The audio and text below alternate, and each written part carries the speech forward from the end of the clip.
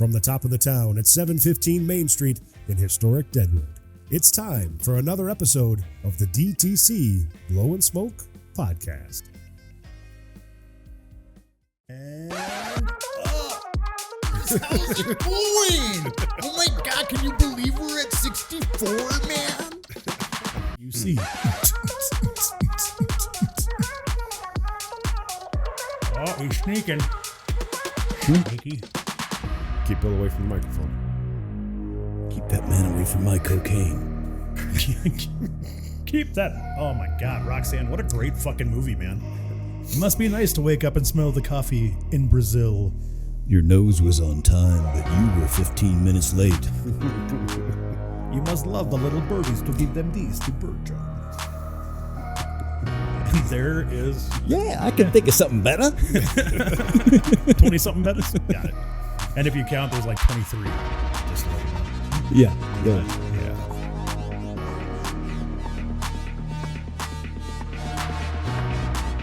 Hello, everybody, and welcome to Deadwood Tobacco Company Podcast, the Blow and Smoke Podcast.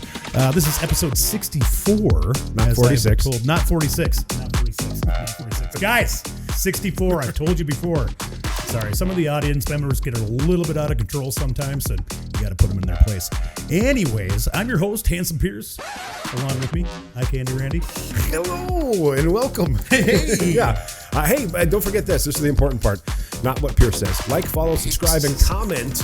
Make sure you blow that. We just did some analytics. We got with our analytics department and had a very productive and very difficult to understand meeting with lots of arithmetic. And we gained about 660 followers on our YouTube channel in the last short period of time. So hey, let's add another 1,000, shall we? So subscribe. It's that button. It's right down there somewhere. It's right there. Right there. Yeah. Yep. Just Bam. hit that, and then you can like and comment and of course share. And we'll get back to you. And who knows? Maybe we'll give you some free shit from the humidor. Bam! Free shit is always the best shit. I love this. And as always, we have our Oz, the man behind the curtain, the guy that does all the technical shit, Ethan the preacher on the wheels. It could be the wheels. It could be. He's poking buttons. Ow! Oh, God, hey! that's a great nostril shot. Thank you. Ooh, Nice. damn, I like that a lot. Did you just shave those out and get the... No? And you notice how quickly he went away from it, too. Oh, yeah. He was like, they don't want to see me. Well, if they zoomed in a little bit closer, they'd see the braids that he has for his nostril hairs. It's pretty effective, actually. He got those in Jamaica. Coming up on this episode, man, we have a lot of fun stuff. Tim Ozgener will be joining us. Tim is with Oz Family Cigars and Oz Arts Nashville. We're going to talk about both of those passions of his. And, of course, we're going to visit about some stuff going on here in the shop. We have a big Blues Fest. If you haven't been paying attention, that is on the way. DWD Blues Fest. That is what you need to follow on all of the socials. At DWD. DWD. Stands for Deadwood. Got it. Blues Fest. To be the first to know, sign up at deadwoodbluesfest.com. Right on the very, very front page, it says Connect Me, and send us your information. And as soon as we have all of the details ready to go, we will send them to you, and you can buy your tickets. Support live music all over town, July 11th through the 13th of this summer, Deadwood Blues Fest. And we will be connected at that point. We will be. It's a great button to have, guys. If you want to connect with us on the podcast, of course, you can go to YouTube. We are working out a thing to get it back on all the audio, so we'll be able to drive and listen to all of our hilarious antics, obviously. But I got to say, being able to see us, sometimes the funniest shit, just because we're a little bit weird, and that's okay. Now, I want to introduce the reason that we're having Mr. Oz on the podcast today is what we are smoking right now. We're taking a time to actually all smoke the same company as a tribute to our guest today. Very good cigars. I am starting off with the flagship of the Vociferous Baracus. Close. Yep. Ready? Okay. Ready? Phosphorus. Phosphorus. Thank you. It actually kind of sounded like Ethan was the Google voice. Emphasis on the Bob. Phosphorus. There you go.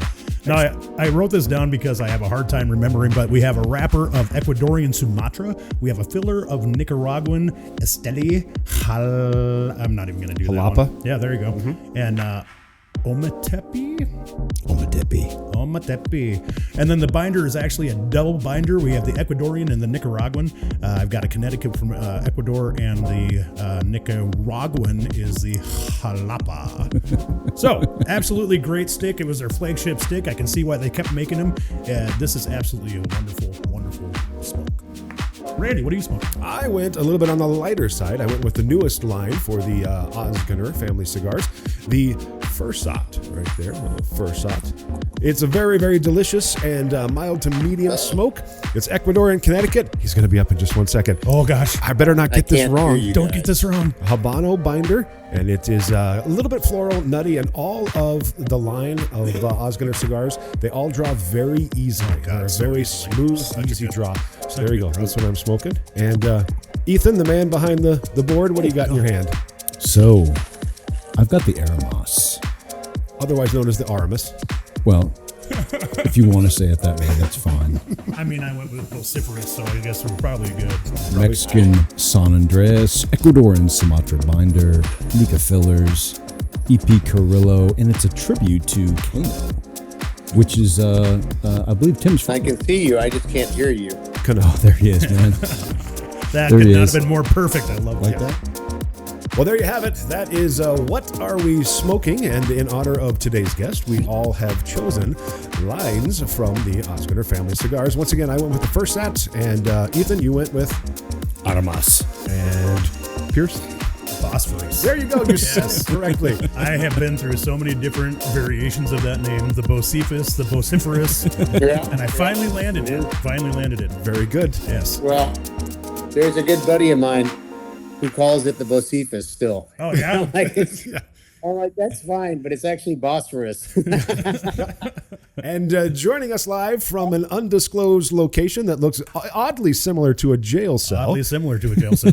Everybody, please say hello to Mr. Tim Ozgener. Welcome, welcome. What's up, man? Round of applause for the man. How are you guys doing? Oh, we're doing It's good. it's nice being in my jail cell. Yeah, we I mean, figured. you got a lot of amenities for being in a jail cell. You got whiskey, Yeah, water, I and a tell you cigar. what, I feel like I need to have something in the background. Maybe I should have this behind me. There you go. You're like the damn Don of Folsom Prison right there. I Perfect. mean, let's put something on the walls here. You know, Yeah, I mean, it's exactly. Yeah, I just thought maybe it's really, really minimalist. Well, I know. well, since you Yeah, just what do you just showed us the box, tell us what you're smoking on today. Yeah, so I'm smoking our Oz Family Cigars Pie Brown blend. It comes in a brown box because the cigar is like, it's, you look into Vista's brown.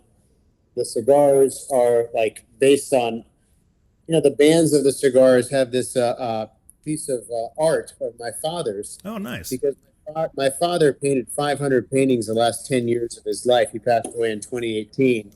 And he liked the concept of synesthesia, which is a condition that most people don't have, but those that do, if you say a number to them, they think of a color, or they think of a musical tone, or a flavor. And so my father is like, well, I am an artist, so I will paint around this concept, and I will like the number pi because it is infinite, never. And so I will make the number 3 yellow, the number 1 red, the number 4 brown, and so on. And so we actually took a photo of this piece of art, and we shrunk it down, and we used it as the band of the cigar. And it first started, I was working on Bosphorus blend. Somebody I was working on with the blend said, oh, I have this strange condition. I have a strange condition. It's called synesthesia. And I said, it's not like that. Exactly what it is. You don't have to explain it. My dad painted around it. And I started showing him photos of my dad's artwork. And he's like, oh, I love it. And I'm like, and then something occurred to me. I said, hey, can we make a cigar that looks and tastes yellow? And he got all excited. I said, oh, yes, I love it. I will blend in the morning that tastes yellow. So then I go to the factory the next morning, and there are all these Maduros, like dark as night. And I'm like, buddy, it has to look yellow too. It can't just taste yellow. So it has to have a Connecticut wrapper on it. It can't just be all these Maduros. So then we blended a cigar that looked yellow and tasted yellow. And then the following year, we did a cigar that was based on the color red. What does red taste like? And then this year, we've released a limited supply, 1,500 boxes of a cigar that answers the question like, what does brown, the good brown, not the The good bad brown. brown, taste Yeah. like? This cigar tastes like shit. So I mean, like, we want it to be, Sounds like, notes of cocoa or coffee, or chocolate, that kind of avenue. Yeah. Not the other brand. it sounds like That would be bad. it sounds like the Woodstock announcement from Joe Cocker. There's some brown acid going around. It's bad. There's some brown cigars going around this crowd. But they're good. Yeah. Yeah. So not that bad brown, the good brown. So, it took about a little over a year to develop the blend, going back and forth, but it has a lower priming Mexican San Andreas on it. So it's got a bit of more of a milk chocolatey look than a dark chocolatey look, but definitely you pick up like notes of brown. It's not, I would say it's not a full bodied cigar.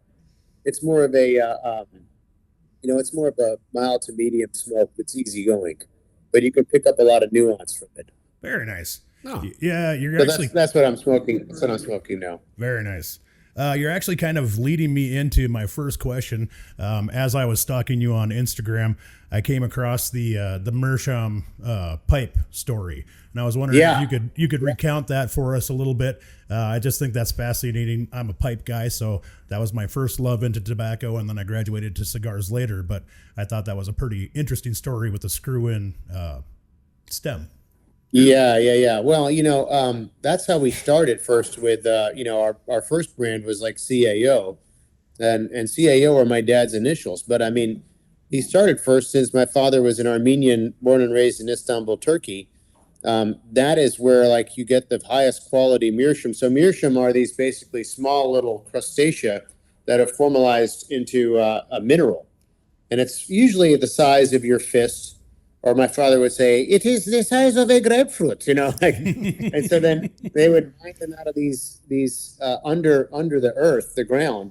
So they had these hand pulleyed elevators. You'd have to get in and go down to these caves, and then they would mine them out of these caves. And it's from this small square mile radius where the highest quality meerschaum is from, in a city called Eskişehir, which is, kind of close to Ankara, between Ankara and Istanbul. They've had actually a lot of historic battles that have been fought there, after World War I. And ironically, over there, you find the highest quality meerschaum, and that's where all the carvers live, is in this city called Eskişehir.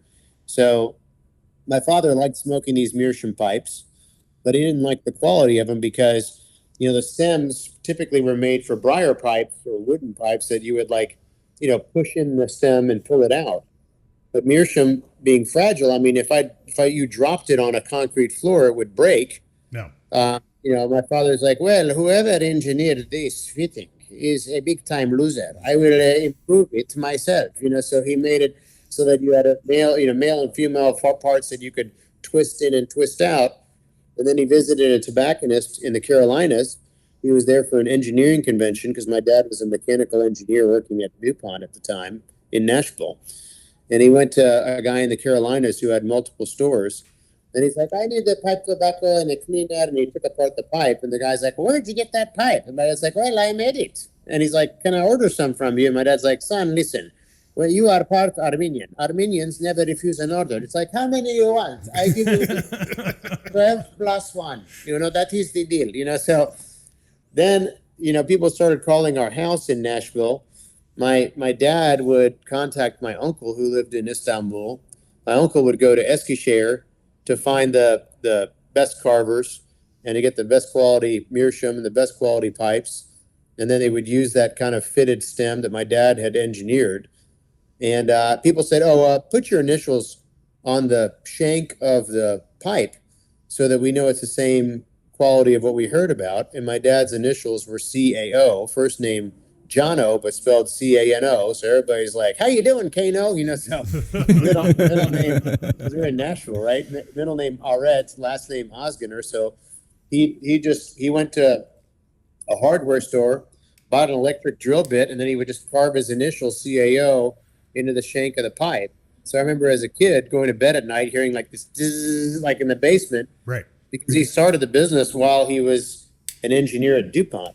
So then we, became known, and he started it in 1968. And in 1977, he left DuPont to do it full time. But still, pipes then were like, it's a very niche business, still to this day. But we became well known for having the highest quality meerschaum in the world. And so for decades, we operated primarily as a pipe company. And we would go to the PCA and we would sell our pipes at the PCA. And I mean, there's this one story which is great where my dad, we'd have these tables, we'd lay out all the pipes on these tables, and you'd open up these boxes because each pipe is unique, right? And there's customized cases for each one of them. And so I opened up this one box, and there are all these like naked ladies and stuff. I'm like, Dad, what are all these naked lady pipes? He's like, son, do not put those for display. I will tell you the right time to show them. I said, okay. So we're at the trade show. The first day passes by, nothing. The second day passes by, nothing. The third day comes along, and then there's this gaggle of like Japanese businessmen. They're all like dressed up in suits. They start walking down the aisle towards us. My dad looks at me and goes, son, bring out the porno pipes. The porno pipes. And we had to have like 2 dozen of them, and they bought them like all, I mean, it's like, okay, so I learned at that age, you got to know your customer, Oh, for sure. And that was the like the beginning parts of getting into the tobacco business was his. Yeah. Well, you build a lot of relationships. So, then we got into making humidors. So we went from like this is when cigars were getting hot, like in the early 90s. And so then we got into humidors in like the early 90s. And then in 94, we launched our first line, which was CAO Black. And at that time, that was made by Nestor Plasencia back in those days. But that was when the cigar boom came out and people weren't prepared for it. So, the cigar is supposed to look chestnut brown, and then you get I lost you for a second on the screen. Then you get one cigar that is it's chestnut brown, and then another cigar that's green, because the consistency of the tobacco is from a coloration standpoint. So I'd go to these stores and they'd be like, Tim, I love you, I love your dad, I love your sister, but man, look at the cigars. And you go to the shelves and like, you can't sell a cigar if it doesn't have consistency of color and shade and look.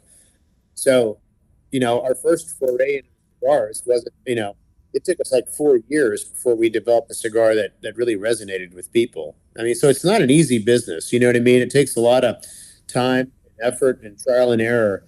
But we've always been kind of a, since I'm like son of first generation, you know what I mean? You've got to like put your nose to the grindstone and work really hard, so that's what we did. And eventually, we hit a nerve, with some blends, so tremendous. But it started off with pipes. Wonderful. And then over the years, obviously, we'll get into a little more detail of that. You graduated and done a number of different lines of CAO and now with the Ozgener Family Cigars. One of my favorite things I've discovered is your shorts, about 2 or 3 minutes on all the social platforms about inside your father's humidor. Yeah. That is just fascinating stuff. The one I watched most recently is when you found your wedding cigar from 20 some years ago. And you open it up, barber pole, the plume on it was thick, and it was just, so my question is, have you smoked one of those recently after you found them? Or no, go ahead. Or what's another big find that you were shocked to discover? And by the way, if you haven't watched it, you see the walls of the humidor, and there are literally hundreds of bundles just piled everywhere. Yeah. Tons. Yeah. Well, I mean, that was a room that he had in this in their home, and they weren't using it. And I said, well, Dad, when people come over to your house, they're going to say this is a cigar guy, and you have no cigar room. And so I'm like, why don't you just convert this small room into like a humidor? So at the time, we knew somebody that was a buddy of ours who had access to sourcing really nice cedar that was aromatic that didn't sap. And he made all these shelves, and he created a room, and they put like brick on the floor of the room, and that became that room that you see on that I post on Instagram. Whether it's at Tim Ozgener or at Oz Family Cigars. So yeah, that became his sort of humidor in his house, so that we could entertain and bring people down there, and they could pick their cigar, and then we could smoke the cigar. Usually not in that room, usually outdoors somewhere. Right. Sure.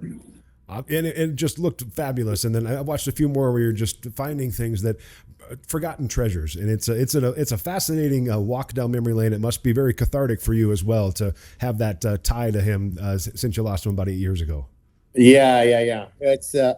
It is fun to walk down there. I will say that I have a new appreciation for tobacconists and how they maintain their humidification devices and stuff, because we've had some issues with keeping that room properly humidified. It's most of the tobacconists that I visit, they're like maintaining the humidors and their humidification themselves, and that's what I underestimated that. That's been the one thing that's been kind of a pain in my rear, is to try to maintain that room. I was gonna say the hidden pain in the asses are kind of what really is the kicker. You can get it. You can.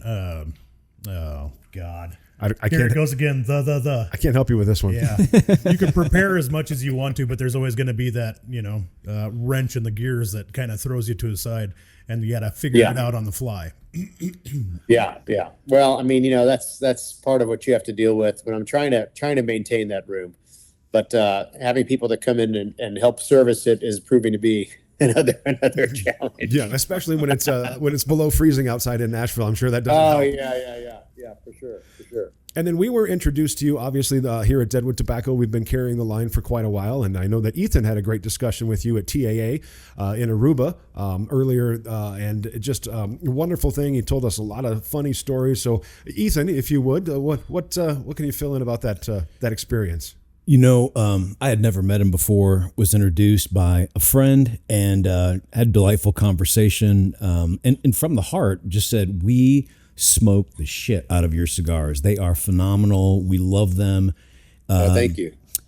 It absolutely true. And then you were a little bit distracted at the end, and you kept looking over to this huge circle of guys, manufacturers, retailers, and you're like, I think these guys want me to do some impressions. And I'm like, I think I looked at your wife, and he does impressions. She's like, oh yeah.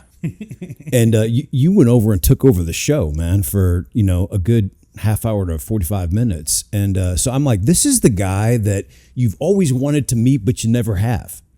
And so I'm just delighted to that you would be gracious enough to give us a few minutes of your time, man. No, of course. It's my pleasure to do that and be a part of it. I mean, one of the things I've always enjoyed and I missed when I was away from the cigar business, that you have a lot of characters that are in the cigar business, and I have a lot of stories that have evolved from it. So a lot of that became about, oh, you remember this time when this happened? Can you do an impression of that? Or like this, can you tell that story? So it became kind of about that, as it often kind of does, It was like an I Love Lucy episode, man. It was fantastic. And not to put you on the spot, but we're going to do it anyway. We have extended a couple of invitations to Rocky to come on, because Ethan had a great conversation with him in Aruba as well, and we just haven't been able to materialize that. So perhaps we could visit with Tim Ozgener's version of Rocky, if you would indulge us. No, I love hanging out with Tim anytime. He makes me laugh. I love sitting down and smoking the different cigars. I have all of these different blends I come up with all the time. Creamy, buttery, cocoa, nutmeg, cinnamon, spice, espresso, Nespresso, hazelnut, coconut, peanut, almond. All the kinds of different flavors and nuts. I have a January blend. I have a February blend. I have a blend named after the women I've dated. I have a Miss March. I have a Miss April blend. I have a Miss, I don't know if it's a man or woman name blend. Oh, that's great. I have a June Adams apple. Maybe the woman has blend. My left foot blend, my right foot blend. And Ethan was telling us that Rocky was rolling on the floor. All these different blends and like these these funny kind of instances and stories that and people that are in the industry and like not in the industry anymore that are kind of funny characters to kind of recount and go over. Um, so yeah, that's my Rocky impression for you. Very nice. Well, hopefully he'll see this, and we'll get the real thing on here very, very shortly. And so one thing also that Ethan mentioned, I believe it was your wife that said, "Oh yeah, he's a theater geek at heart." How did that happen? Oh wow. Well, I mean, I always I always enjoy. I don't know. I always find that I could always do good impressions of people, and like in conversation, like not formalized, sort of fall into them or do them, whether it was like my family or people that I worked with, especially in the cigar business. You got a lot of people that have accents that are international, so that almost like becomes sort of second nature. That okay, I can pick up this person's accent pretty easily because they've got a distinctive accent. But then, like somebody suggested, I do like theater and a play when I was in high school, and I did it, and then I ended up like kind of doing well at it, and I enjoyed it, and then it came, then I was like when I went to college, which I was at University of Denver my freshman year, then there was not as much theater access there.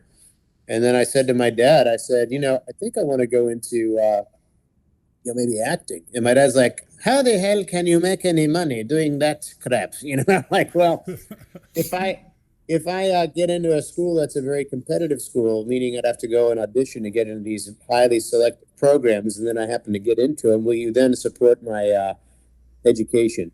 And he said, well, okay, well, if you do that, then it must mean that you must have some iota of talent. So go ahead. So I went to Chicago and I auditioned for all these schools. And it was in the middle of a snowstorm in Chicago, but I went to this hotel where they had all these different ballrooms, and you had auditors that were like evaluating you. You had to do 2 different monologues and stuff. So I did those. And then I tried out for 5 different schools. I got into like 3 out of the 5. And one of them was Southern Cal, and Southern Cal had top 5 program in the country. They accepted like 28 out of 5,000 applicants to get in. And so at that point, when I got in there, I was like, okay, well, I'll go there because that's in LA, in the middle of like, where all the action is relative to acting. So I went over there and I did that. I completed that, and I worked immediately as soon as I got out at a Shakespeare festival in Northern California, in the Bay Area, called California Shakespeare Festival. So I did that. And then I came back to LA and I was doing like all this theater. And then somebody said, you're a funny guy. You should do improv comedy. I said, okay. So there's an improv group out there called the Groundlings, which is where like Will Ferrell came from, and Lisa Kudrow and Kathy Griffin and Mike Myers workshopped Austin Powers there and all this stuff.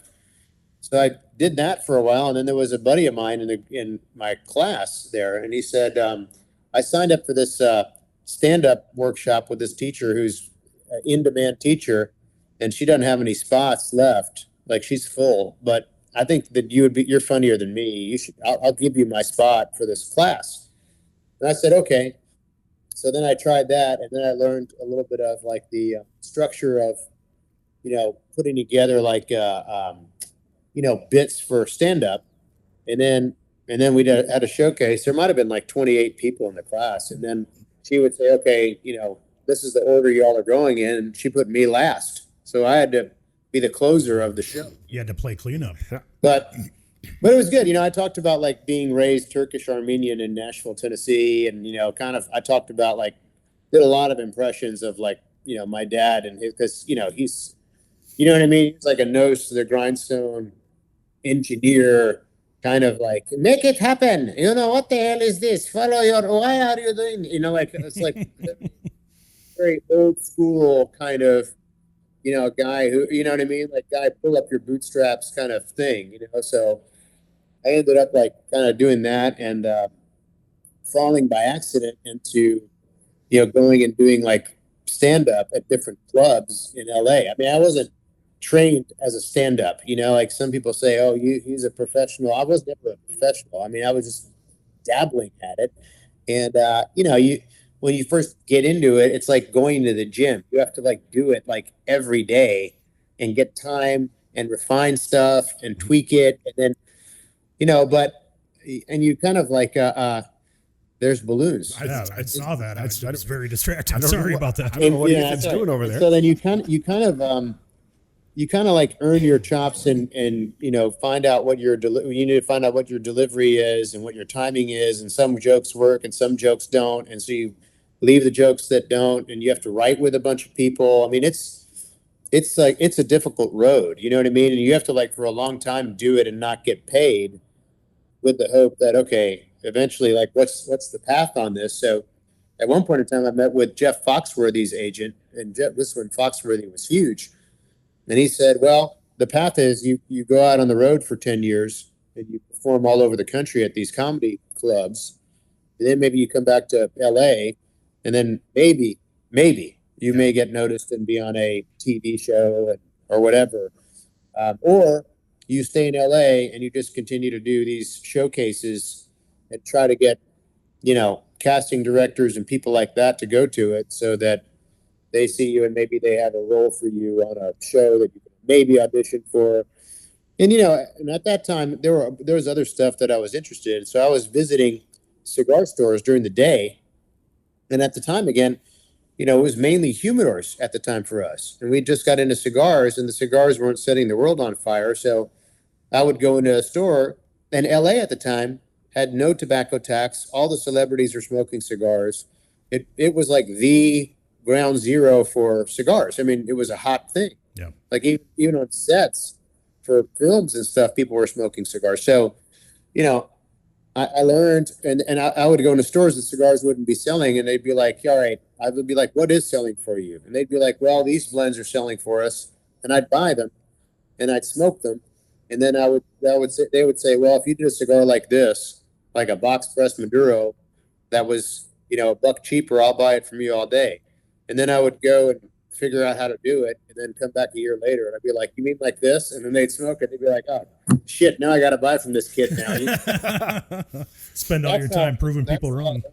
And then all of a sudden, like you have one cigar that people like, and then you release the next year at the trade show another cigar and people like it, and then you do another cigar and people, so that's how it kind of.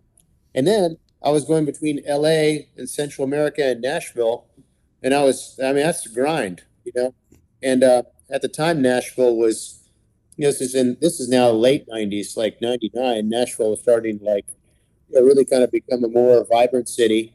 We had the Predators and the Titans, and then I was like, well, you know what? I'm having, more. And even though LA is a big city, you got a lot of traffic. You're in your car a lot of the time.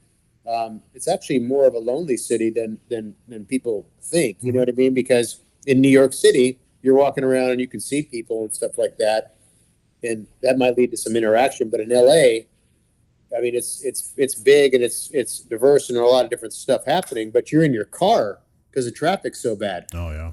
So I was like, you know what? I'm tired of this. Nashville's got a great vibe. People are super friendly. I'll just move back to Nashville. So that's kind of how.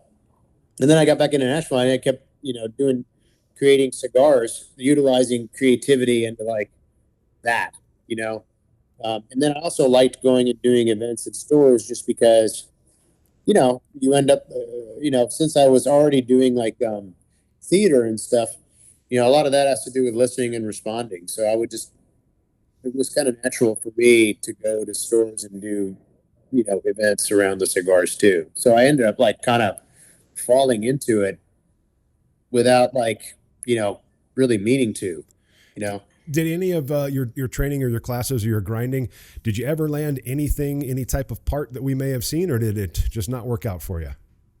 No, it's one of those things that like either things sometimes you try to put yourself. I had a guy who was a mentor. He was a very successful working actor, not famous. Funny enough, the guy's name was Joe Costanza, and it was and he had some sort of relationship with the guys at Seinfeld. So one of his relatives was the inspiration for the character George Costanza. So this guy he was a big guy. He might have been like, I don't know, over 300 pounds, like a big guy. but he would always be working. And so he'd give me a list of paper that he would handwrite of all these casting directors. He just wanted me to like go in and drop off my headshot and resume to him. So he would get me onto these lots, like the Warner Brothers lot, and I'd go around and do that. I mean, it was a grind, right? Because you're like literally pounding the pavement, and you're getting, by the way, you're just rolling the dice, and seeing if something hits. And so I was doing that over and over and over while I was doing like the improv comedy and stand-up comedy and that kind of thing. It's like, So it's tough, man. And I mean, like, to say that like that industry, it's big on nepotism. You know what I mean? Like you have, like, Nicolas Cage is Nicolas Coppola. You know what I mean? Like, so that kind of stuff is big, because then you eliminate that kind of roll of the dice. And if you have an in, that's really important. You know what I mean? You see that in the cigar business too, to some degree, by the way, so it's helpful when you have somebody that already has a foothold in the industry, for sure. So long story short, no, I mean, like, I never caught like a break to get on something that I was on, like, this show or that show. Sure. That never really happened for me, but you know what I mean? Like, sometimes things happen for a reason, and you just kind of follow the path, I guess, so that's what I did. I just followed the path, and it ended up that amount of energy and work and skills that I learned during that process, though, I think helped me in the cigar business ultimately. Absolutely. I mean, it's about networking, and it's about, putting yourself out there and not having any, shame, for lack of a better word, to get out and showcase not only the product, but yourself. Because as we know, with our leader here at Deadwood Tobacco Company, Wild Bill is a personality, and he's been a personality in the industry for 20 years. And every time we go down to TAA or PCA and we run into Huber or Miguel or anybody, they'll have wild stories of the last 18 years that they worked with Bill. And it kind of goes hand in hand. It does, yeah. Yeah, and it seems like, I mean, both aspects, the comedic, the acting, the cigars, it seems like a lot of, 50% damn hard work and 50% luck doesn't hurt kind of deal. Yeah, for sure. And I mean, you just, I don't know, it's like the saying of, like, you just can't be afraid to fail. You know what I mean? Mm-hmm. You're not gonna hit a home run every single time. But if you're not, if you wait on the sidelines until something is perfect, then you're never going to do anything. So therefore, failure or you know what I mean? Like, it's a really big opportunity to learn something. Maybe it's a bit of a cliche now, but it is true that you can't be afraid to put something out and maybe it doesn't do what you wanted it to do, or I don't know. That's how I look at it, is that, nothing is ever going to be 100% ready, but you just got to put it out there. Because if you don't put it out there, then you're never going to do anything, and you never have a chance to either A, learn something by stumbling, or B, achieve some sort of success where it's like, wow, I had no idea that was going to, strike a nerve like that. Well, and that leads perfectly to my other question that I had. And I think I can't remember if it was John Huber, if it was Christian Arroyo that I posed this to. We're all familiar with the successes of each individual line, not only because of what we sell, but what we see in the industry and what we see in the ratings and what we see in the advertising. But not everything can be a home run. Can you remember a certain blend that you thought, hey, man, this is going to be great. The customers are going to love it, and it just tanked? Is there one in your mind that just goes, man, can't believe we missed with that? Oh, I mean, all the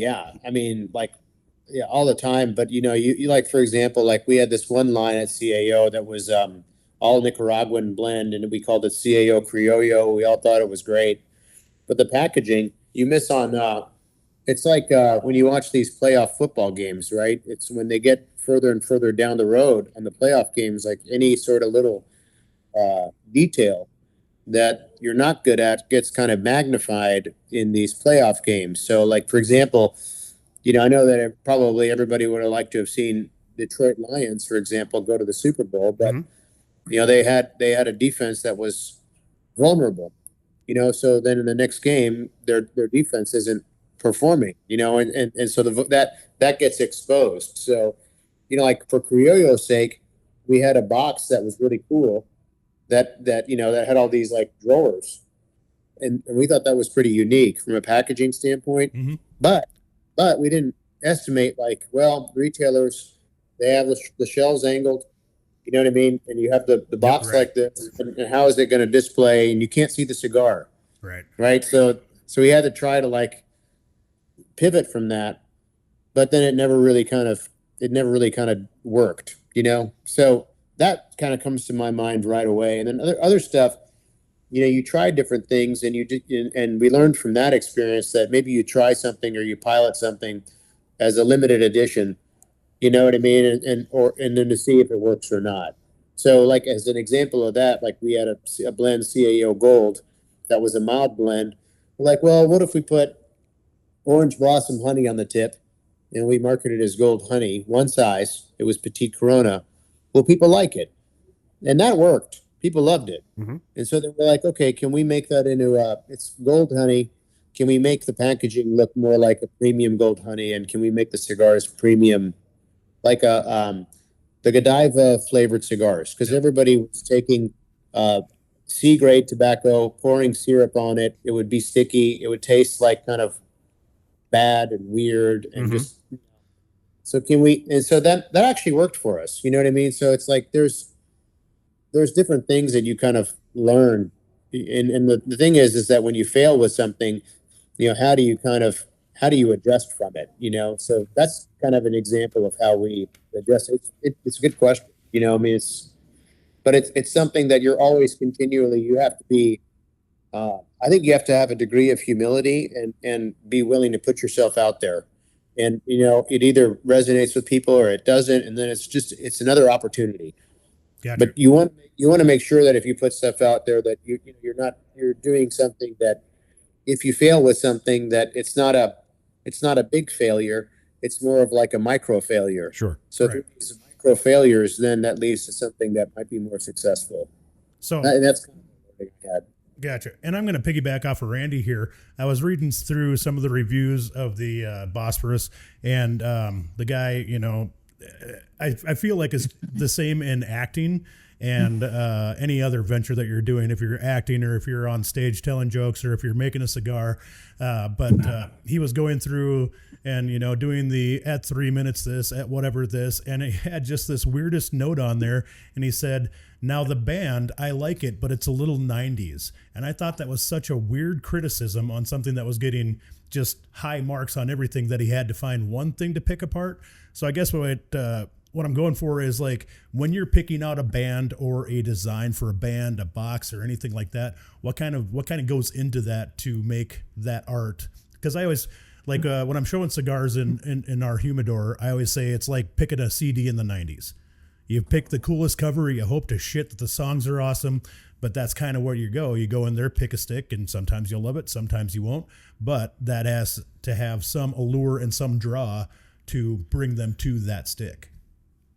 Yeah, I mean, you know, it's one of those things that even now to this day, when I go to visit stores, I think it's really important again to like go back to, like, you know, what you've learned and what you think is the right kind of approach. So I always am like, what cigars are working for you? What are selling for you? What are your consumers drawn to?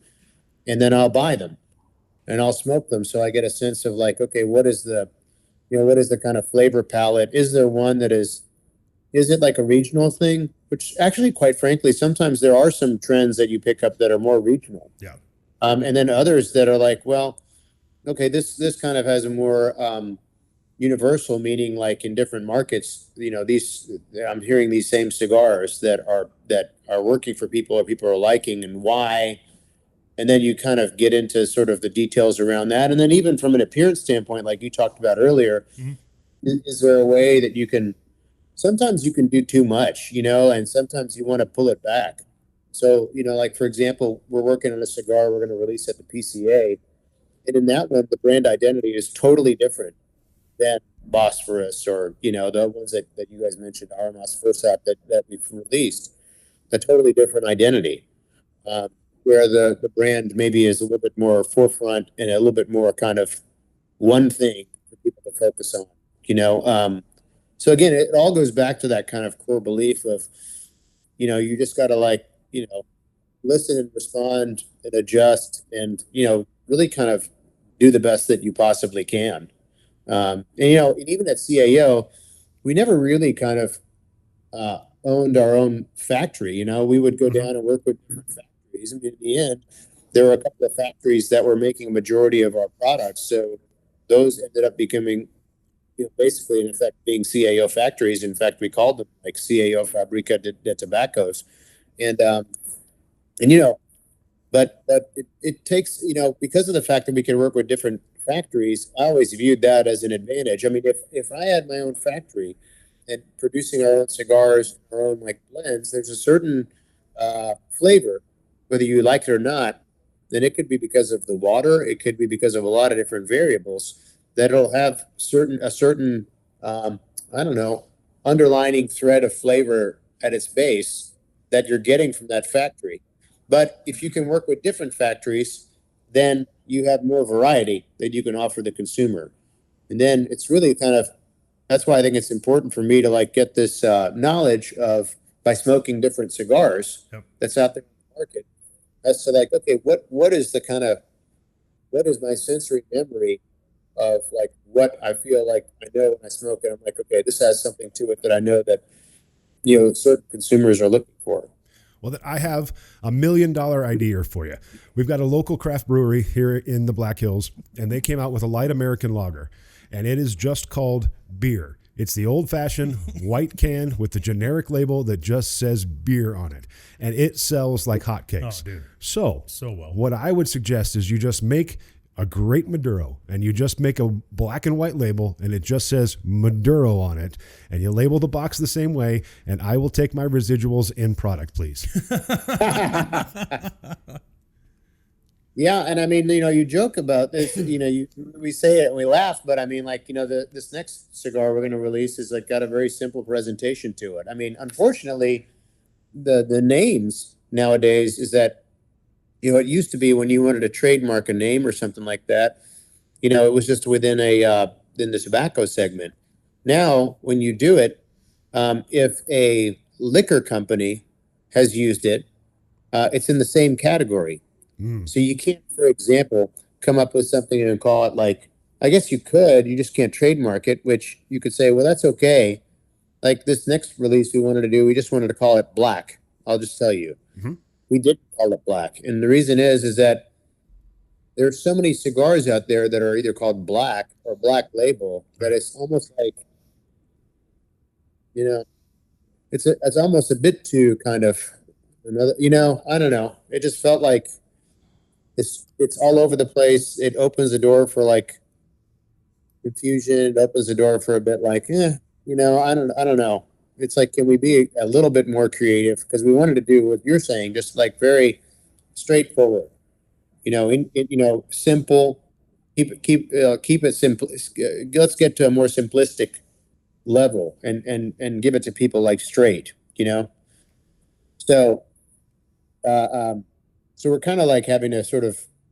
I mean, literally, when we were about to do the Black thing, I was at a store in Texas, and on the wall, it was a painting of a cigar that it said whatever the brand's name, Black. And at that point in time, then I saw another cigar that was called Black, and I'm like, well, is that really the right thing to do? If you wanted to keep it simplistic, I don't know. I mean, there's an answer there somewhere. I don't know what the right answer is. Any more simplistic is intricate. Yeah, I mean, I don't know. There's something. Sometimes you want to be simple about stuff, and Black, you don't have to worry about the trademark for. It's not like we're calling it, Black Label per se, because that would infringe. You could argue on Johnny Walker Black. I know there's a company out there. It's called Black Label Cigar, and then you're like, oh, I don't want to get confused with that, and so it's become a little bit more kind of. Sometimes you try to be simple, and then when you try to be simple, then then obstacles appear that you're make it more complicated than you want it to be. All right, ladies and gentlemen, that's going to put a close to episode number 64, DTC Blow and Smoke podcast. Just a couple of house cleaning items. Ethan, we're probably going to have to make this into 2 episodes, aren't we? I mean, we definitely could. we got some material from him, yeah. Yeah. So this is part 1 of Tim Ozgener and the DTC Blow and Smoke podcast. I'll let my partner in crime over here go through some stuff. We're going to make it quick and easy. You don't care about that. You don't care about that. You don't care about that. Yeah, that's nice. Yeah. DTC nudes up on the website. That is a 5-pack. Those are Maduros, medium to medium full. It is from our friend Christian Arroyo from CLE Arroyo. He has that exclusively at Deadwood Tobacco. You cannot get them anywhere else on earth. 5-pack is, I want to say 47 online. Don't quote me. 60 in the store because of our delicious tobacco tax in the state of South Dakota. Make sure you check those out. All of our socials at Deadwood Tobacco. Deadwood Blues Fest is coming up in July, and more on that in a little bit. Yeah. Like, subscribe, comment, send it to your friends. Let's get the name out there. We're getting bigger names, and we would love to bring you the bigger names or even more big names down the road. So if you help us out by liking, commenting, sharing, getting people to subscribe to our YouTube channel, that would be tremendous. We are going to be back on just here. Here? What? Here. Here? Here. What's in here? What? Yeah, no. What's the ear? Audio. We're going to be back on audio at some point in time here. I was really fucking struggling with How that. strong was that cigar? I was keeping my shit together for Oh my God. Loyalty program is returning to Deadwood Tobacco Company in February. The more you buy, the more you'll save both online and in the store. Yep. And music this weekend? Let's see, this is going to come out on the 28th of January. So this weekend will be our good buddy Tyler Bills. I believe he is bringing some percussion as well. And then the next night is Texas Blues. Well, actually more than Texas Blues, all kinds of blues. Johnny Hastings and Stillhouse Down will be in here. Live music always starts at 8 o'clock inside the venue at 715 Main Street in historic Deadwood. 8 p.m. start for the music. And as always, never a cover charge. Never a cover charge. You guys have a wonderful time. Tune into us every 2 weeks. We're going to be getting a more stern schedule going on, so you can start expecting that every 2 weeks on a Monday morning. And we love having you. Please tell your friends. Please come back and say hi again. And from us and all the staff.